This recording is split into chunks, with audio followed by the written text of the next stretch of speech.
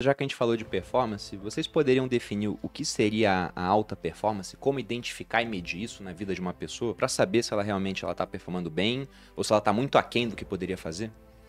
Eu li um estudo uma vez de um cara chamado Daniel Chambliss, que ele é um antropólogo, e ele fez um estudo onde ele visou descrever, foi um estudo descritivo, a rotina de atletas olímpicos, que são pessoas que vivem numa alta performance, que conseguem alcançar tempos, conseguem alcançar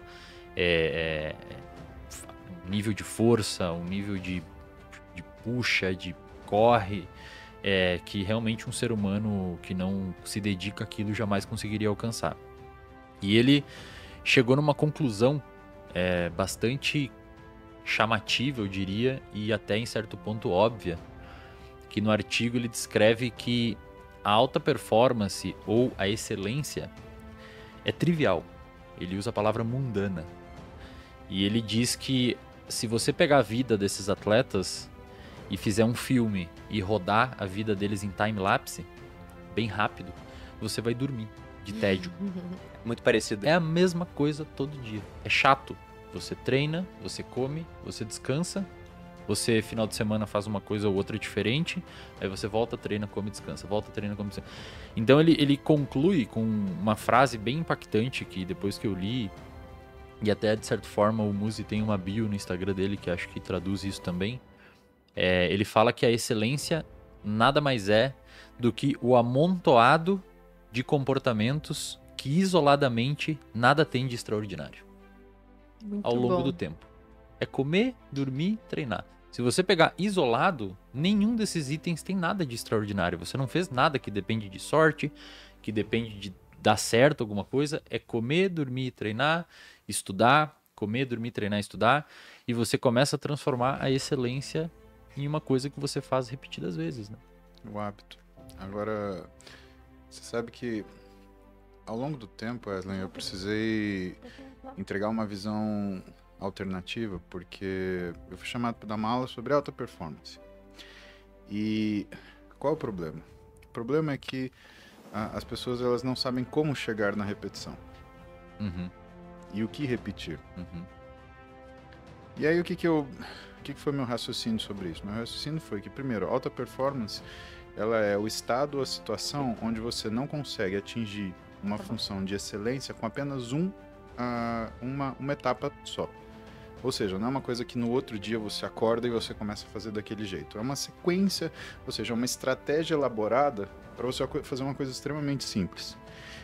E o exemplo que a gente tem na vida, né? O simples é o mais complexo. Você pergunta, por exemplo, eu imagino a brincadeira que falam, né? Se você perguntar para um adulto como é que põe uma girafa na geladeira, o adulto não consegue te responder. Se você perguntar para uma criança, ele vai falar assim: abre a porta da geladeira, põe a girafa e fecha a geladeira. Se você virar para o adulto e perguntar como é que põe um elefante na geladeira, o adulto ele vira as costas. Se você perguntar para a criança, ela vai falar: abre a geladeira, tira a girafa, põe um elefante, fecha a geladeira. A questão é, o óbvio é o mais difícil. E o óbvio só é óbvio para nós porque a gente olhou muitas coisas. E isso é uma das coisas que a gente tenta conversar com as pessoas, e a rede social tem essa função, pelo menos pra gente, em relação ao que é essa capilarização da rede digital, para trazer esse óbvio, o óbvio ululante, né? Como algumas pessoas ainda gostam desse termo, porque ele tá tão escondido entre sequências e pessoas que falam de dificuldades para vender facilidades, que, sabe, fica tudo muito...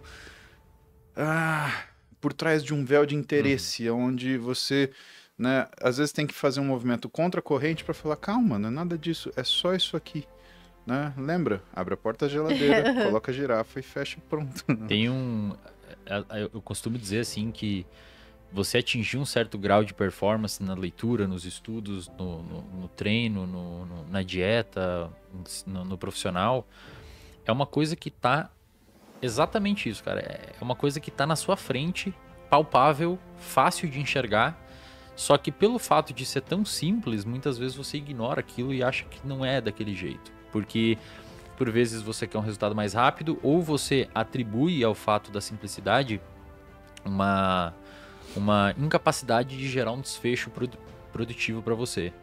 Quando um paciente chega, quando eu falo com alguém nas minhas aulas e tudo mais, as pessoas perguntam, cara, como que eu aprendo mais? Como que eu faço? O que que eu tenho que fazer? O que que eu tenho que tomar? Geralmente isso, cara, a pergunta. O que que eu tenho que tomar para conseguir aprender mais? Eu falo, cara, você tem que... Aí você quer, tipo, a fórmula cara, mágica, você né? tem que dormir bem, você tem que ter um alerta, você tem que ter uma boa capacidade de uma boa alimentação para pelo menos dar os nutrientes suficientes para o seu corpo. Você tem que estar organizado, porque a desorganização é mãe da procrastinação. Se você é uma pessoa desorganizada, vai ter mais chance de você procrastinar. Só que quando você fala isso para as pessoas elas têm uma tendência de achar que que elas já tentaram fazer aquilo. E na verdade, quando você for olhar, elas não tentaram, ou tentaram por 2, 3 dias, e isso não é tentar. Você nem deu tempo de conseguir que o seu corpo automatizasse alguma coisa ou outra. E as pessoas, muitas vezes, elas negligenciam o óbvio e tentam ir sempre para um lado mais elaborado, que acaba eventualmente caindo em psicoestimulantes, psicofármacos, estratégias mirabolantes de leituras de 200 páginas em 4 minutos, 5 minutos. Pra pegar atalhos, né? Cara, não funciona, cara. Além Não de ser funciona. o oposto da performance, né? Porque a Exato. performance é você conseguir fazer e conseguir ter o resultado. Imagina o seguinte, performance é ter um carro que chega a 300 por hora. Se ele fizer curva, não é performance, é suicídio. Então, dentro daquilo que a gente reconhece como performance, não existe só o conceito do fazer, existe o conceito do ganhar o benefício fazendo isso. E o benefício proporcional. Né? A gente pega, por exemplo, tem muitas pessoas que elas travam guerras pírricas diariamente, né? Lembrando pra galera, né? Por que a gente chama de guerra pírrica, né? Porque Pirro Céfiros foi um general que ele, para conseguir ganhar uma guerra, ele dizimou o exército dele, acabou com o exército dele. Então ele ganhou a guerra, mas ele acabou com o exército dele e ele ficou completamente indefeso depois disso.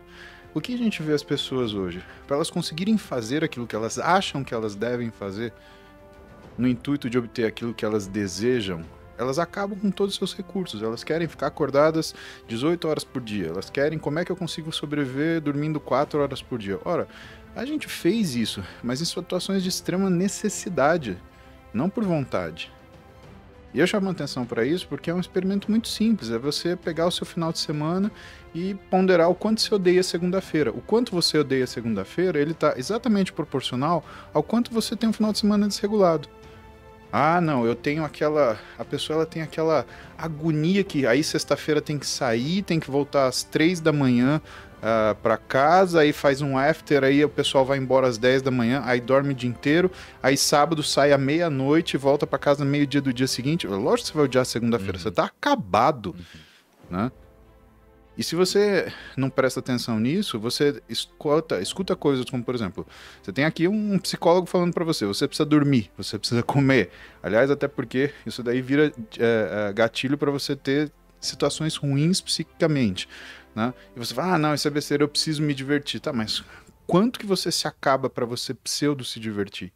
Né? O quanto você se desgasta? E aí faz a ponderação, o quanto você se divertiu? Sabe, vira uma agonia, vira uma ação que na verdade, ansiosa, não é uma coisa saudável, né? E não que divertir-se seja saudável, mas a busca não ponderada da satisfação imediata e o prazer rápido, cara, sabe, a gente tem que parar e observar como é que essas coisas acontecem na nossa vida, senão a gente não vai ficar só com uma segunda-feira terrível, a gente vai ficar com uma vida terrível.